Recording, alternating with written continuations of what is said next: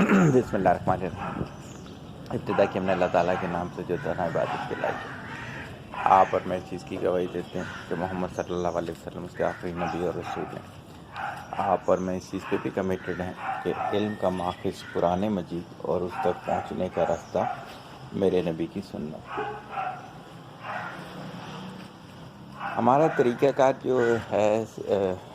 Session کا وہ اس طرح سے رہتا ہے کہ جو ڈیلی میں اپنے کلائنٹس کے ساتھ سیشن لے رہا ہوتا ہوں تو اس میں جو کی پوائنٹس ہوتے ہیں انہی کو میں بعد میں سیشن کا روپ دے دیتا ہوں، یعنی وی لاگ کی بات کر رہا ہوں۔ تو اکثر جو ڈیبیٹس آپ کو میرے چینل پہ نظر نہیں آتی وہ ڈیبیٹس اس پر ہو چکی ہوتی ہیں ہمارے سیشنز میں۔ تو ابھی جو ہم نے اپلوڈ کیا کہ سب کچھ آپ کے اپنے ہاتھ کی کمائی ہے، اس پہ کافی لوگوں نے ڈیبیٹ کی کہ ایسا نہیں ہے، ہم تو بہت اچھے کام کرتے ہیں، ہمارے ساتھ ہی ظلم ہوتا ہے، ہمیں ہی دکھ دیا جاتا ہے، تو اسی کو میں نے ایک ساتھ جوڑ کر ایک بنانے کی کوشش کی کہ ان کی جو سوال موجود ہیں ان کا جواب دیا جا سکے۔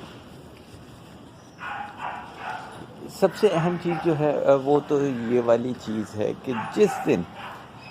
ہم نے یہ مان لیا کہ یہ ہمارے ہاتھ کی کمائی ہے، جو کچھ ہم کرتے ہیں چاہے اچھا ہو چاہے برا ہو، جو کچھ، میں صرف یہ نہیں کہہ رہا کہ برا،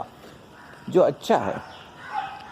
اللہ نے اگر ہم پہ احسان کیا ہے تو اس میں بھی کچھ نہ کچھ تو یہ ہوگا نا کہ اللہ کی ہم نے مانی ہوگی، صحیح نا، تب بھی اچھا ہوا ہوگا۔ تو وہاں سے ہماری بہتری شروع ہو جاتی ہے، وہاں سے پھر ہم دوسرے کو دیکھنا چھوڑ دیتے ہیں، ہمارے دوسرے پہ امیدیں لگانا کہ یار یہ شخص میری زندگی بدلی کر سکتا ہے، صحیح ہوگی، اگر میں یہاں جاب کر لوں گا یا کر لوں گی تو یہ ادارہ میری زندگی بدلی کر سکتا ہے۔ وہ ساری سوچیں ختم ہو جائیں گی، ٹوٹل آپ اپنے کریکٹر پہ محنت کریں گے۔ لڑکیوں کا یہ کہنا کہ سر ہمیں کیا پتہ کہ ہمیں کیسا مرد ملے گا، ہو سکتا ہے کہ ہم بہت اچھی ایم فل لائف گزار رہے ہوں لیکن ہمارے جو ہے نصیب میں ایک ایسا شخص آ گیا جس نے ہمیں ویسا کام نہ کرنے دیا۔ تو ایسا ہوتا نہیں ہے، ہمارے نصیب میں ویسا ہی شخص آتا ہے جیسا کہ ہم ہوتے ہیں۔ تو جس دن ہم نے اس چیز کو مان لیا کہ ہم اپنی زندگی کو خود چلا رہے ہیں،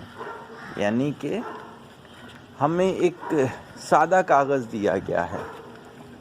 اور ہم اس کو فل کرنے میں لگے ہوئے ہیں، تو پھر انسان کو کتنی آسانی سے سمجھ آ جائے گی کہ آج سے پہلے جو ہم دوسروں پہ انگلیاں اٹھاتے رہتے تھے وہ سب غلط تھا، ہمیں تو صرف اپنے کو دیکھنا تھا۔ روایت میں آتا ہے کہ مومن جو ہے اس کی دور اندیشی کا لحاظ رکھو کہ وہ اللہ کے نور کے ساتھ دیکھتا ہے۔ الحمدللہ جب یہ پڑھا سمجھا تو بہت کچھ سمجھ میں آ گیا،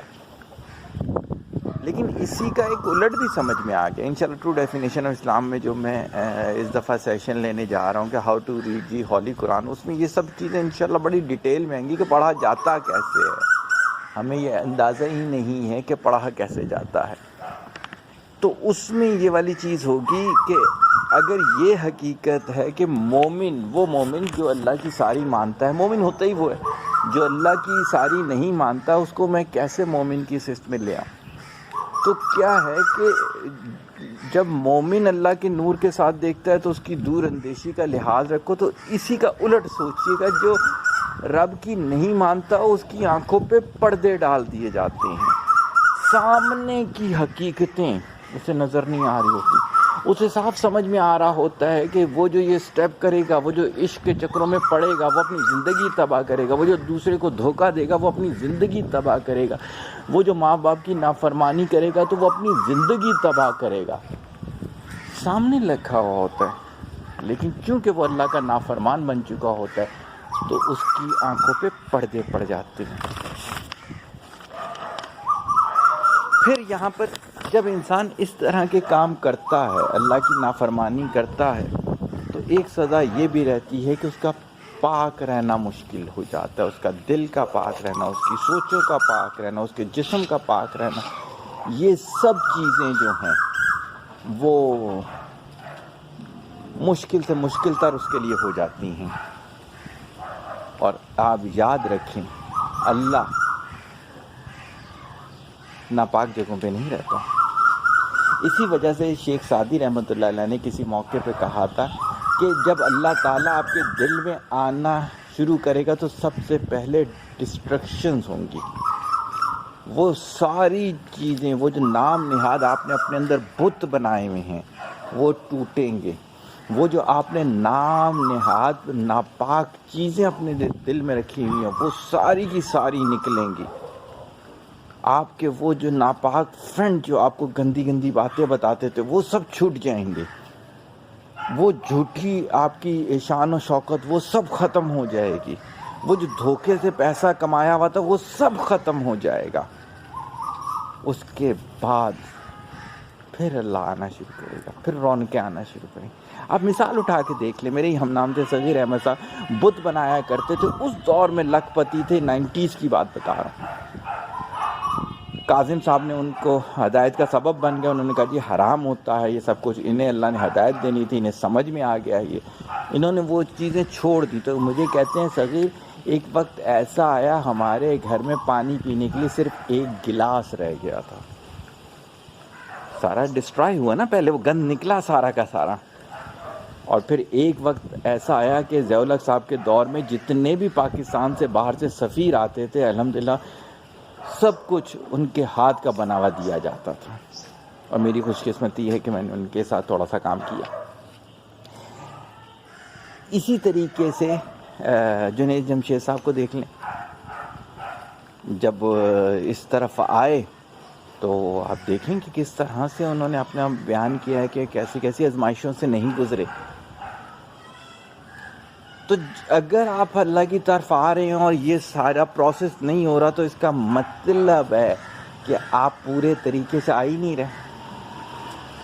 یہ سب کچھ فیس کرنا پڑتا ہے ہر شخص کو، صرف آپ کو اور میرے کو نہیں، ہر شخص کو یہ فیس کرنا پڑے گا۔ تو بات ہماری شروع ہوئی تھی کہ ہم نے سب سے پہلے ماننا ہے کہ یہ سب کیا دھرا ہمارے اپنے ہاتھ کا ہے، مان لیا۔ اس کے بعد اس پروسیس سے گزرنا ہے، آپ نے اس پروسیس سے گزرنا ہے کہ اپنا اندر سارا صاف کرنا ہے۔ جتنے یہ جھوٹے آپ کی شان و شوکت ہے، جھوٹے دوست ہیں، جھوٹے تعلقات ہیں، سب ختم ہوں گے۔ آپ کو لگے گا کہ آپ تنہا ہو، وہ تنہا نہیں ہوگے۔ کیسے پتا کہ وہ تنہا نہیں ہوگا؟ کیونکہ رب ساتھ ہوگا، اس میں اتنا سکون ہوگا کہ آپ نے وہ والا سکون کبھی زندگی بھر دیکھا ہی نہیں ہوگا۔ تو آج کی گولڈن بات جو ہے وہ یہ ہے کہ سب سے پہلے مان لیں کہ سب کیا طرح اپنا ہے، پھر دوسرے سٹیپ پہ چلے جائیں، انتظار کریں یہ چیز پروسیس کا۔ دعا میں یاد رکھیے گا، طالب دعا متعلق السلام علیکم۔